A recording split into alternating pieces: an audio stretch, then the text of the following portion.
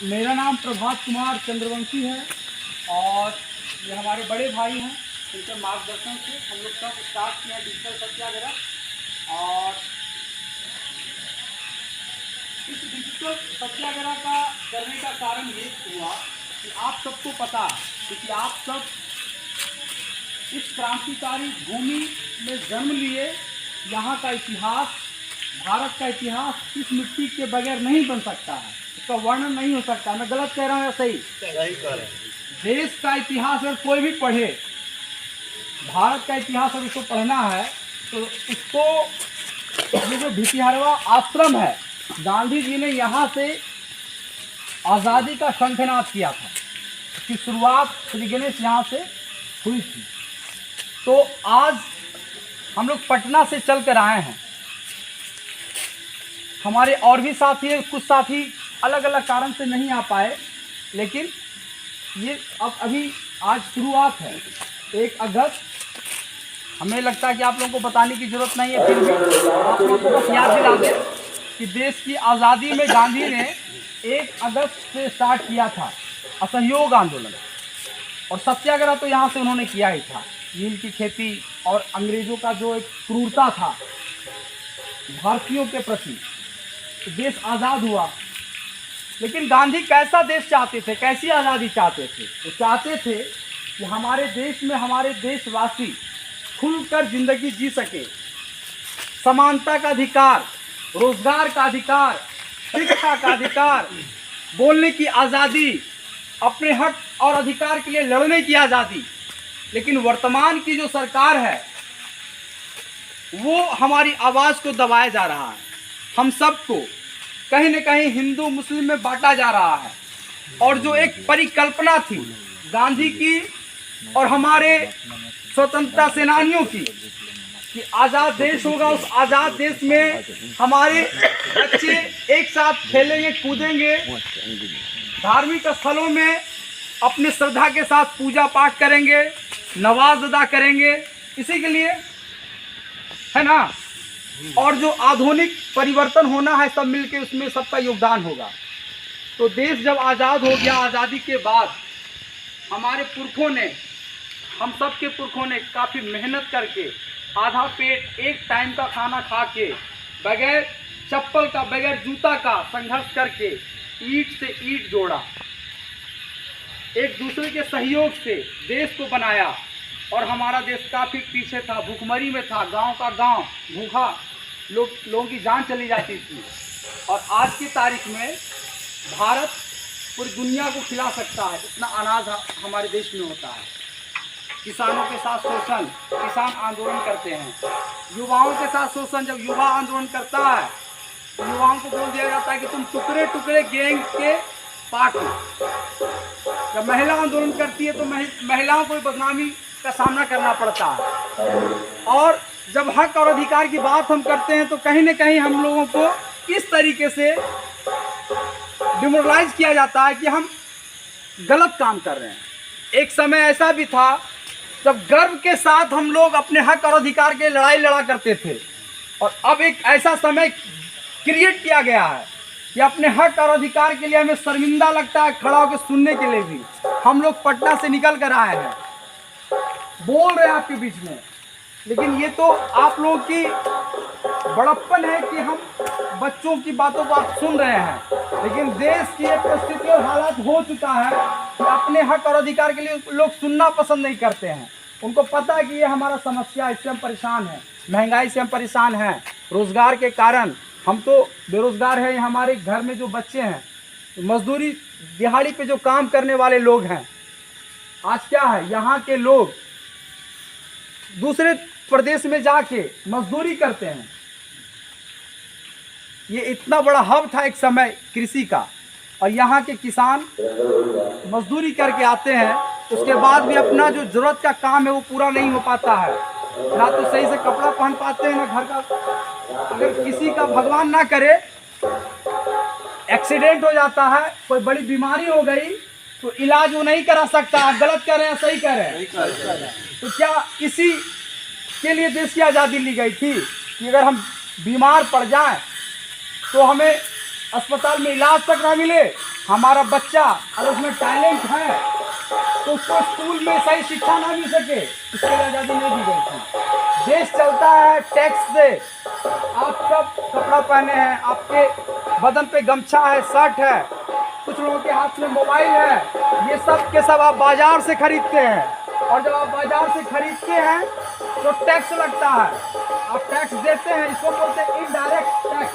और उसी टैक्स से अस्पताल, स्कूल, सरकारी संस्थाएं चलती है, उसी टैक्स से देश चलता है, देश का इकोनॉमी चलता है।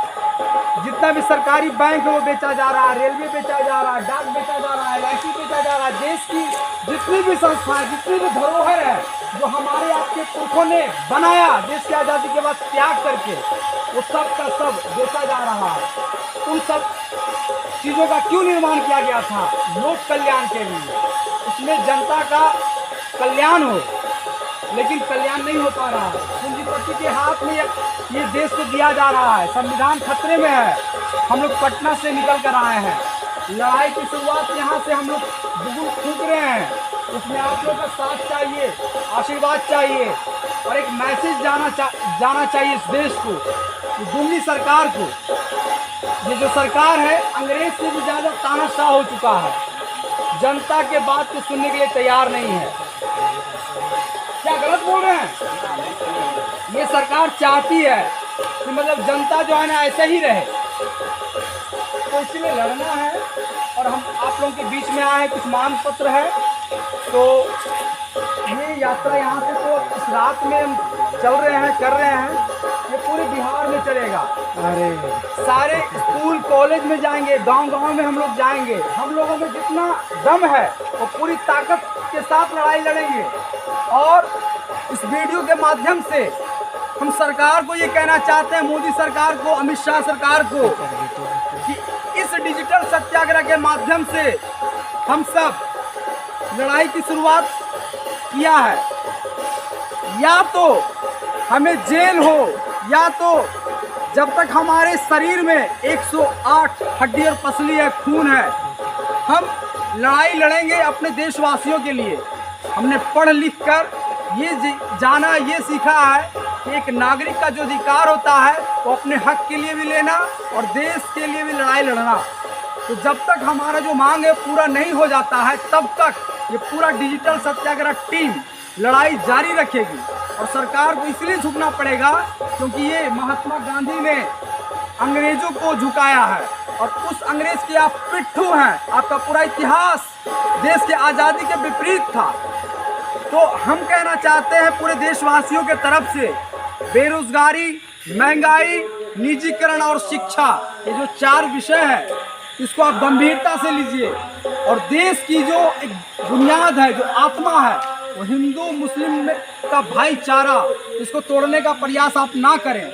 और खासकर इस वीडियो के माध्यम से हम आप तमाम मीडिया बंधु से कहना चाहते हैं कि आप आज के तारीख में जो एक पत्रकारिता का जो एक परिभाषा होती है कि सरकार का लोक कल्याणकारी कार्य और जनता का समस्या, मतलब वो बीच का कड़ी होता है, जनता और सरकार के बीच की वो कड़ी होती है, लेकिन आप लगातार हिंसा फैलाते हैं।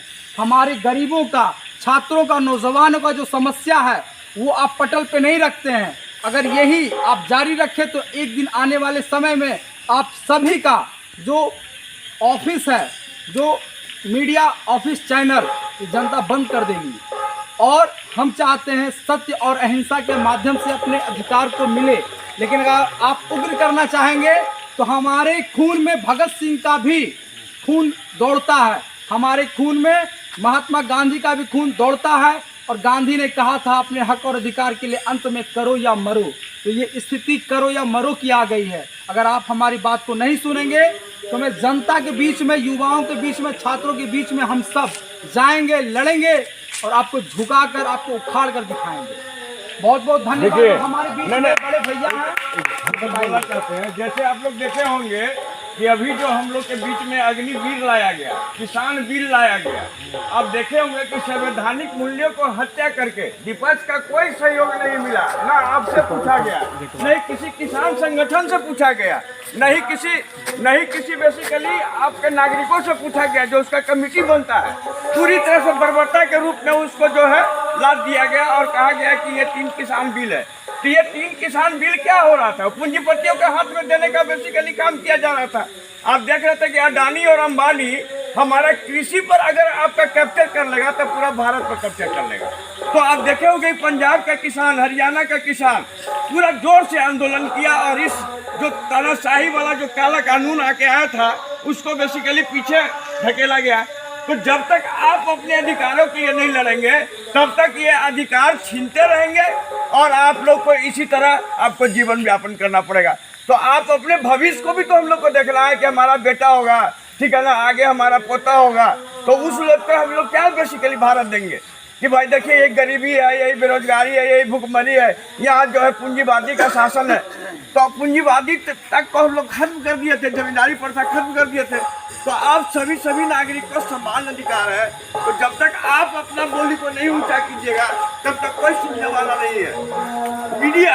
मीडिया जो सबसे पहले क्या करता था कि जब अगर नेता या समाज सेवक कोई अगर झूठ बोलता था तो उसकी सच्चाई को खोज कर दिखाता था। लेकिन अब क्या होता है, दिन भर वो लोग झूठ बोलते हैं और हम लोग सच्चाई सोशल मीडिया पर डालते हैं। तो कितना समय बदल गया। इस समय को जो बदला है उसको पुराना भारत में फिर से लेके आना होगा और शक्तिशाली देश बनाना होगा। इससे ज़्यादा बेहतर है। जय हिंद, जय भारत।